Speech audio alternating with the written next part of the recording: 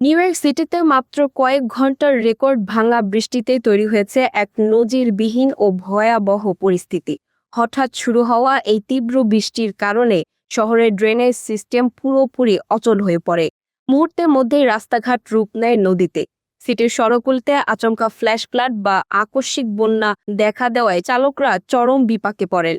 New ইয়র্কের প্রধান প্রধান হাইওয়েগুলোতে শত শত গাড়ির জানালা পর্যন্ত পানির নিচে তলিয়ে যায়। অনেক চালক তাদের গাড়ির ভেতরেই আটকা পড়েন, যাদের পরবর্তীতে জরুরি উদ্ধারকারী দল এসে উদ্ধার করে। আকস্মিক এই বন্যার কারণে পাতাল রেল স্টেশনগুলোতেও পানি ঢুকতে শুরু করে, ফলে ট্রেন চলাচল সম্পূর্ণ স্থগিত করা হয়েছে। পুরো নিউ ইয়র্ক সিটি জুড়ে জরুরি সতর্কতা জারি করেছে সিটি প্রশাসন। অতি প্রয়োজন ছাড়া বাসিন্দাদের ঘর থেকে বের না হওয়ার পরামর্শ দিয়েছে গভর্নর হোগুল এবং মেয়র মামদানি।